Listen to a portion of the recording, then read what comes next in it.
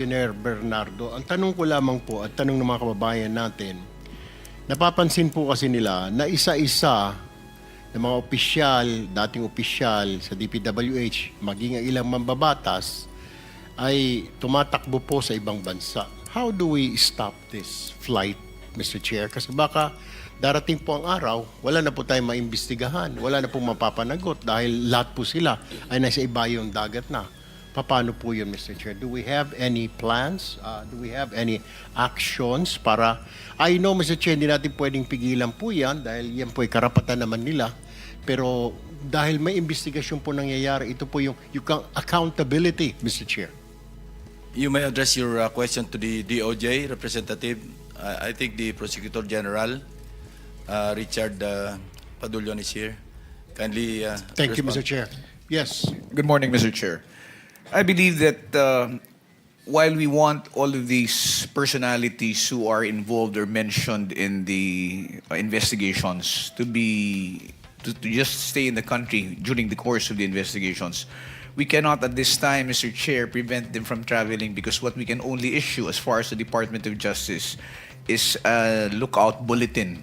A lookout bulletin operates only to check on the records of the passenger who would want to leave, but it would not prevent them from being able to leave the country. There is no legal impediment for them to leave because it would be violative of their constitutional right. However, if I may be bold enough to suggest, Mr. Chair, in answer to the question of the good senator, yes, there are investigations which are being undertaken at this time. And while I understand that cancellation of passports can only be done if, for example, there are cases which are already filed, and this can only be done through the courts, I believe that representations can probably be made by the investigating bodies with the executive branch, that would be the Department of Foreign Affairs, to possibly hold or possibly cancel passports of those who are undertaking or undergoing investigations, Mr. Chair. Linawin ko lang, Mr. Chair, parang pwede lang yatang kanselahin ang mga passports ng mga ito kapag sila po yung nakasuhan na. Pero what I'm talking about, yung hindi pa po nakakasuhan. Kasi it is not enough, yung lookout bulletin, wala naman hong saysay yun eh. Kahit na nandoon siya sa lookout bulletin, pwede niya sabihin, wala pa naman ho akong kaso. The only way to stop that person is kung may hold departure order, which we know kung may kaso na. So, ano hong pwede bukod dyan na sinasabi sa lookout bulletin? Are you suggesting na the DFA kanselahin ang passport? But can we do that? Wala pa naman po silang kaso and it will violate their constitutional rights. I understand, Mr. Chair, if I may, sir, answer the question. I agree with you totally that there is no basis to cancel the passports up until the time that there are cases which are filed as against them and there are representations or there's an order issued by the court allowing for the cancellation.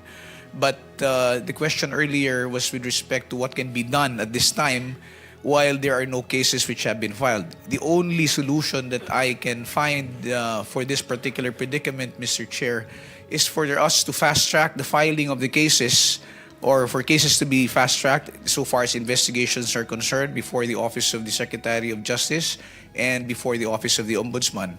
And then, and only then, once these cases are filed in court and warrants are issued, can we move for the cancellation of the passports. In the meantime, the suggestion that I made earlier was just a suggestion, Mr. Chair, if only to address the concern of what can be done in the meantime while there are no cases yet which are filed in court. Kailan po kayo magpa-file ng mga kaso? Kailan po natin makikita na ang DOJ ay magsasampa na po ng kaso? Cases are already being investigated right now, Mr. Chair. There are 5 cases for flood control projects, ghost projects, which are undergoing preliminary investigation at the moment. There are several cases also which are undergoing evaluation by the Department of Justice. I believe there are also cases which are also pending before the Office of the Ombudsman, Mr. Chair. We expect to terminate the preliminary investigation of the first 5 cases probably within the first week of December or by the middle of December, sir. To know kung ito po mga cases that will be filed by the DOJ ay mga officials lang po ito ng DPWH, former officials and contractors. Meron po bang kasamang mga politiko na rito?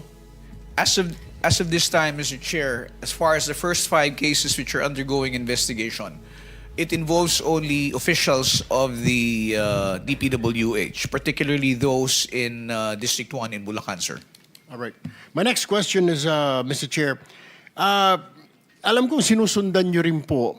At ano na ho nangyari? I don't know if you can answer this, Attorney Fadulyon, kayo po sa DOJ. Nasaan na po yung ating witness na si Ginoong Guteza? Because yung kanya pong testimony ay napakalaki po. Lahat po tayo nagimbal dito. So we want to find out, is he okay? Where is he at?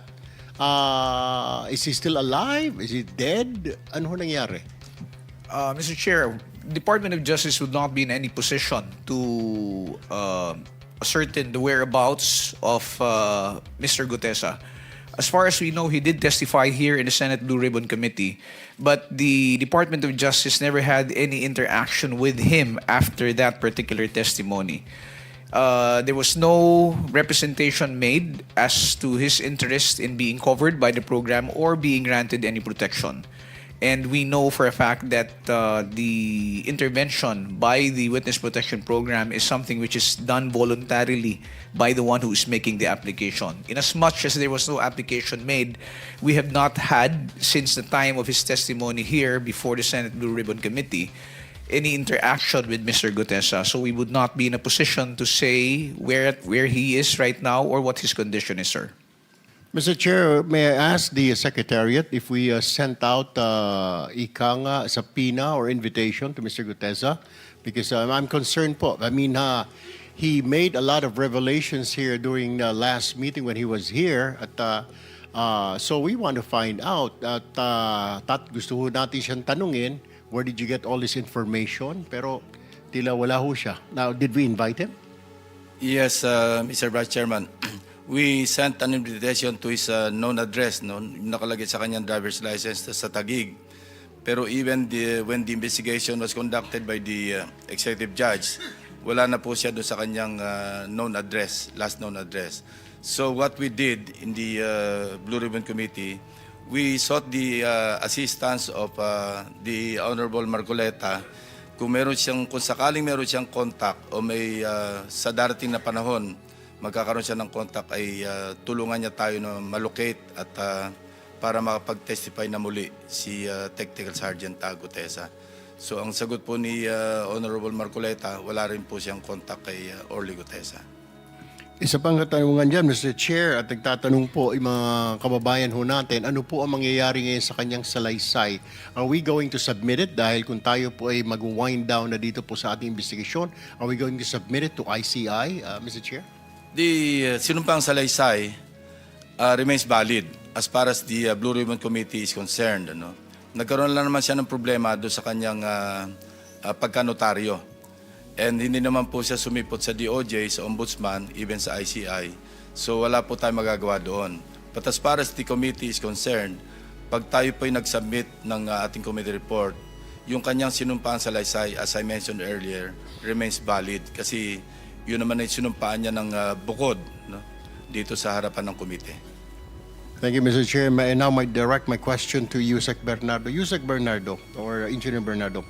Common practice po ang bentahan ng mga pondo sa lower house. Alam po natin yan. Alam po ninyo yan.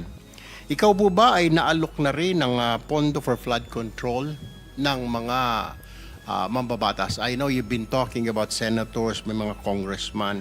Pero ikaw po ba ay nabentahan na ng pondo para sa flood control? Mr. Chair, as far as I can recall, I cannot remember any time na bentahan po ako niyan sapagkat I think the legislators in the lower house have their own way of dealing with projects, especially to the district engineers and contractors. So, sa district engineer po ang nagkakaroon ng transaction between the lawmaker at saka yung district engineer. Tama po ba ang pagkaintindi ko? Yes po, Mr. Chair. As far as I know po, puro ganun po. Alright.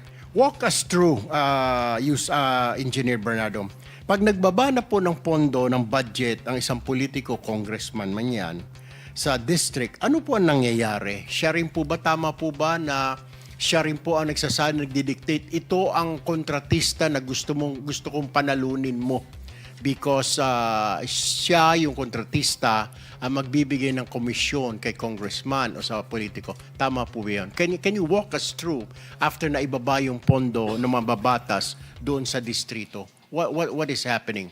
And walk us through hanggang sa makuha ng politiko yung kanyang komisyon or kickback. Mr. Chair, I'm very sorry to be of direct ano po sa ganyang mga proseso sapagkat ang nagkakausap lang po talaga dyan ay ang mga congressmen or legislators sa lower house saka po district engineer o yung mga contractor. Hindi po ako ano dun sa kanilang sistema doon kung paano. Ba't naririnig ko pong ganun talaga? Yun po.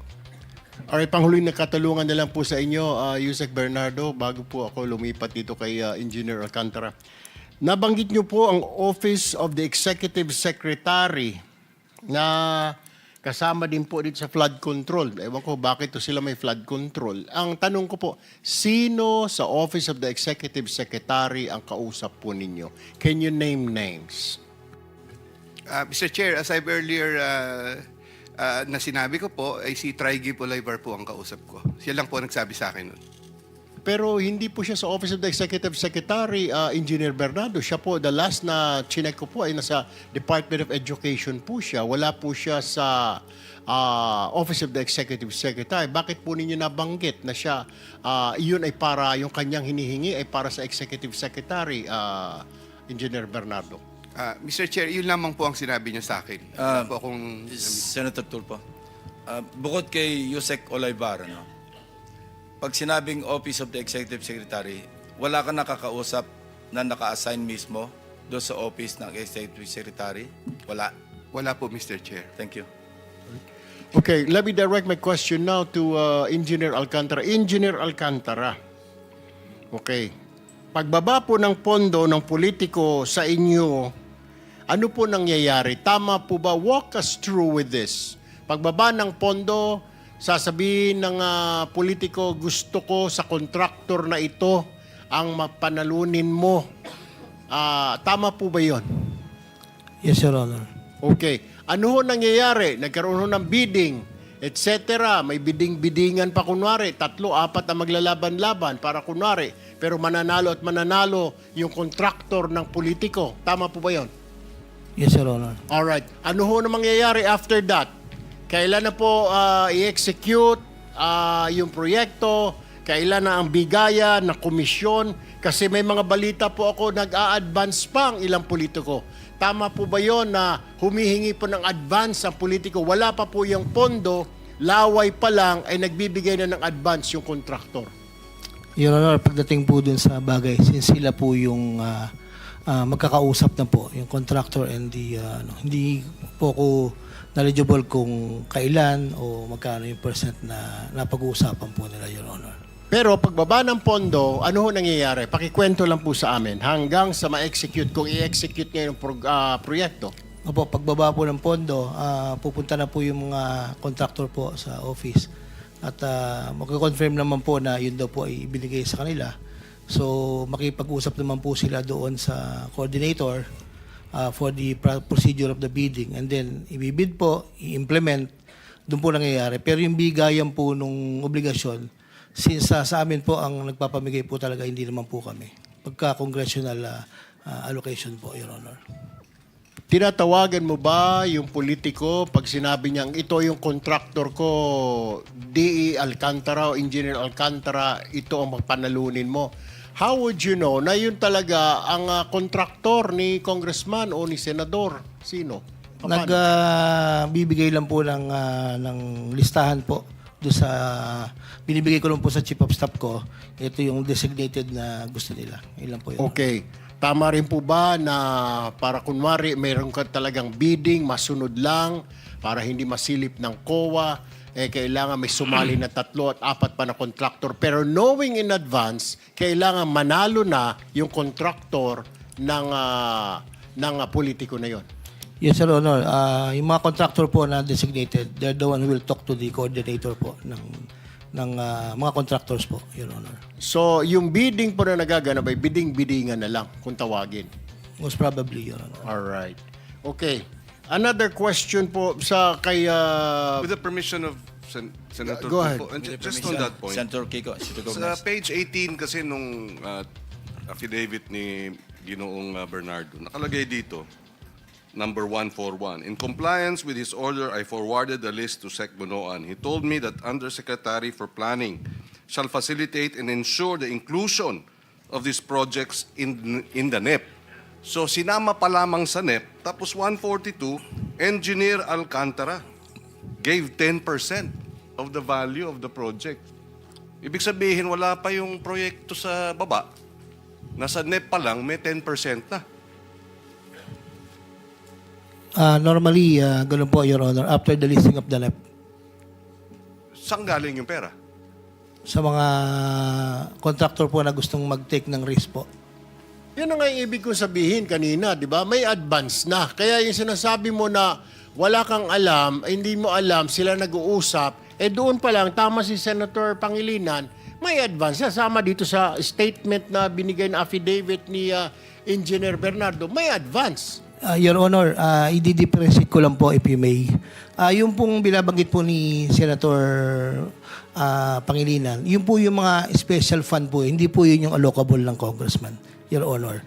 Doon po sa allocable ng congressman, wala pong ganun. Yun lang pong mga special funds na coming from whether, hindi ko po alam kung whether kay Secretary or kay Yusek Cabral or sa House man po, kung saan po. Dalawa po kasi yan, sir, isang allocable po. Yun po yung fixed allocable na naka-allocate po sa district representative. Yun po yung sinasabi ko, sir, na wala pong advance, wala po kaming knowledge. So, yung mga special release po, yung special request po sa department na bumababa rin po sa NEP, that is not part of the allocable of the district representative. Yun po yung merong ganun po, Your Honor. Alright, quickly na lang, okay, before I move to Yusek Bisnar ng DPWH. 3 beses ka nabanggit dito sa affidavit ni Engineer Bernardo. Sa line 19, line 21, line 24. Tama po ba ito? Itong sinasabi na third quarter 2024, I asked District Engineer Alcantara to prepare a list. Tapos sa line 21, 1.5 billion submitted by Engineer Alcantara. Tapos dito sa 24, Engineer Alcantara ulit, a 25% commission of about 125 million. Your Honor, sa pagkakatanda ko po, no, lahat po ng nire-request po sa akin ni boss, pinadadala ko naman po. Probably, baka po naman po magtugma doon sa listahan ko, Your Honor. All right, thank you. Let me move now, Mr. Chair, to Yusek Bisnar. Meron pong akong balita na natatanggap na merong move na yung mga dokumento incriminating ranking officials, politiko, minamagic o nawawala sa mga sunog. Tama po ba? Ano na ho nangyayari sa investigasyon na ito? Your Honor, if you're referring po dun sa nasunog sa Bureau of Research and Standards, na-confirm na po doon na wala pong project documents or bidding documents na